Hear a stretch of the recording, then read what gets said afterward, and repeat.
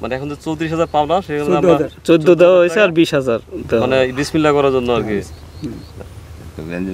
14,000, আর বাকি রইল আমরা 20,000 চাষের দিন ইনশাল্লাহ দিয়ে দিব। দর্শক, কথা বলছি ভাগ্যকুল বাজার থেকে। এই বাজারটি হচ্ছে শ্রীনগর মুন্সিগঞ্জের একটি বাজার। ভাগ্যকুল বাজার সংলগ্নই চর ভাগ্যকুল। আরেকটি স্বপ্ন পূরণের দিন। আজ আমরা এই চরে এসেছি জমি রাখার জন্য। আমরা এই চরেও ধান আবাদ করব, সেইভাবে এই চরে আসা। তো ক্যামেরায় যে আঙ্কেলকে দেখতে পাচ্ছেন, উনি হচ্ছেন শামসুল হক শিকদার। ওনার বাড়ি হচ্ছে ভাগ্যকুলে। ওনার কাছ থেকেই আমরা বেশ কিছু জমি রেখেছি যেখানে ধান চাষ হবে। পরবর্তীতে আরও কিছু জমি রেখে হয়তো এখানে অন্যান্য চাষাবাদও শুরু করব আমরা। পুরো বিষয়টি জানতে এবং নতুন করে যারা স্বপ্ন দেখছেন চাষাবাদ করবেন কিংবা খামার করবেন কিংবা চরে আসবেন, তাদেরকে বলবো পুরো ভিডিওটি দেখুন। আশা করি আপনি অনেক কিছু জানতে পারবেন। প্র্যাকটিক্যালি যদি কেউ আসতে চান তাহলে ঠিকানা মতো চলে এসে এখানকার মানুষজনের সঙ্গে দেখা করে আপনারা আপনাদের মতো শুরু করতে পারেন। আর সবাইকে এখানেই আসতে হবে বিষয়টা এরকমও না। সারা বাংলাদেশের অসংখ্য পতিত জমি রয়েছে, সেখানে আপনারা আপনাদের মতো চাষাবাদ শুরু করতে পারেন। ওই গরু পর্যন্ত সীমানা দিকে নাকি না, ওই যে এককালে ওই কিছু বুনছে না, ওই বাছুর ডাটা না, হ্যাঁ হ্যাঁ হ্যাঁ, ওই তুলি সীমানা এককালে এই যে বরাবর এই যে বড় গাছগুলো সই করিয়া এই যে আমি খারাইছি না, এখানে সই করে দিন। তাহলে অর্ধেক আপনি বুনবেন, অর্ধেক আমরা বুনবো নাকি? মানে আমরা কেমনে নেবেন, বাক করে নিয়ে যাবেন? যেভাবে আপনারও সুবিধা হয় আমাদেরও যেন অসুবিধা না হয় নাকি?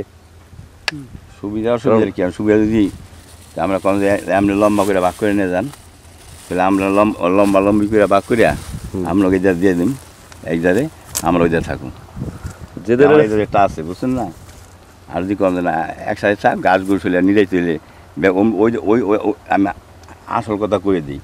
আমরা বাঘ হলো এরকম সরস, এমরা বাঘ নিশ্চল তো কি আমরা গাছ কম, আমরা গাছ বেশি, এই দুই আর কি। আচ্ছা, দেখুন আমি কিছু ঠিক আছে, আমরা গেলে বোন বোতলে তাদের একলা ঠকায় তো লাভ নেই। 5-10টা বোন মানে বলছি তো কত বিঘা এখানে? এখানে আছে 16 বিঘা।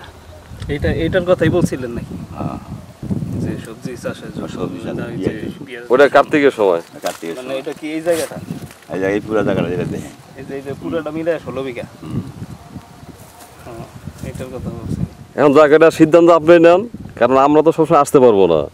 এখন যেদিক দিয়ে দিলে আমাদেরও ভালো হয়, আপনারও যেন খুব খারাপ না হয়, সেভাবে ভাগ করে দিলেই। আঙ্কেল কি বলেন, ঠিক আছে না?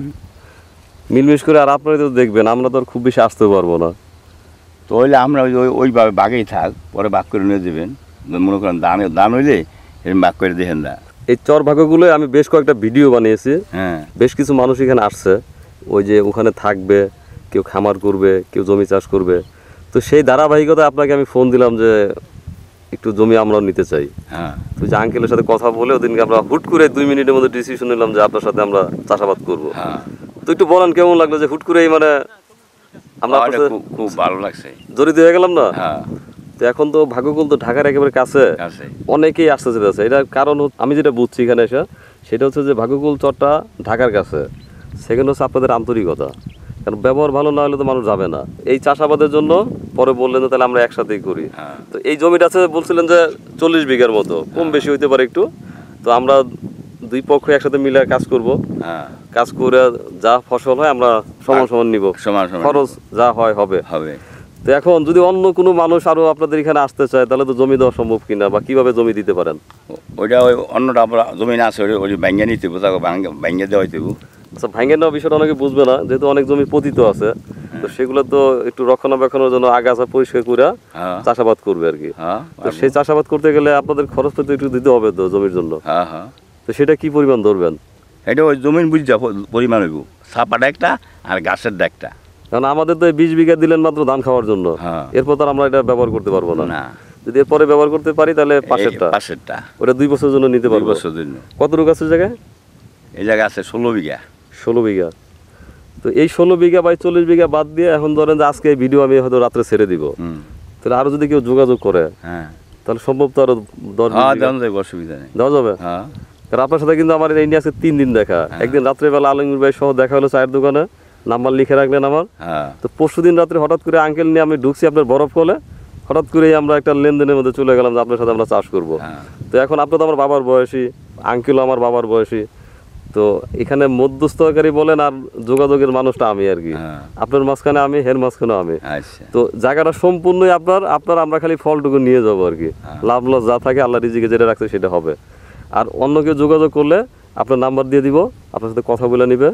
তো আশা করি যে এই চরে কোনো জায়গা যেন ফাঁকা না থাকে, আচ্ছা চাষাবাদ হোক। আহো হাইলে দিমু। মারুফ ভাই আছেন কেমন? এই তো ভাই আছি আলহামদুলিল্লাহ, আপনি কেমন আছেন? আছি আলহামদুলিল্লাহ। তো এখন তো আসলে আমরা পরিবারের সদস্যর মতো, হ্যাঁ তো সেটা তো অবশ্যই। সুখে দুঃখে আঙ্কেলের সাথে কথা হয়, আপনাদের সাথে আমার কথা কম হয়। আঙ্কেলের সাথে কিন্তু আমি মাঝে মাঝে ফোনে কথা হয়।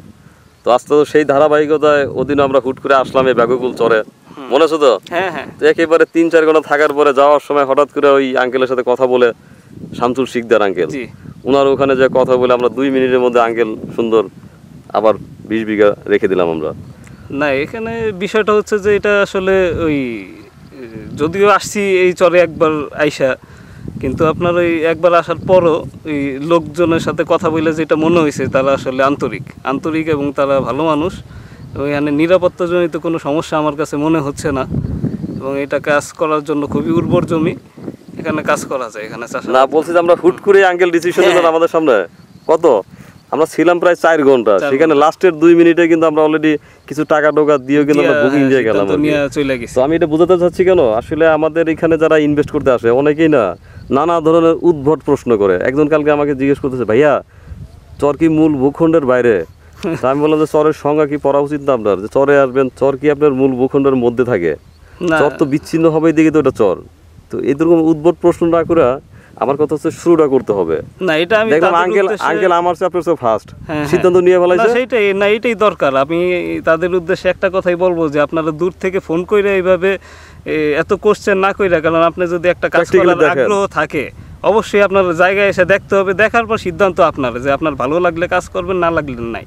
কিন্তু আপনার দূর থেকে আপনার এইসব জায়গা হবে না। বিষয়ে কখনোই বুঝতে পারবেন না, এবং আপনি যতই প্রশ্ন করেন এই আমার উত্তরেও কোনো লাভ হবে না। না আমি যতই আমরা শুধু বলতে পারি যে আমরা আপনার একেবারে চোখে লাস্ট দেখতে হবে, 2 practically মিনিটের দেখতে হবে। সিদ্ধান্তে আমরা জমি নিয়ে নিয়েছি। হুম। 15 বিঘা আলাপ হয়েছিল, এখন মাঠে আসার পরে মনে হলো এই জায়গাটা আসলে 40 বিঘার মতো আছে, আমরা অর্ধেক নিলাম।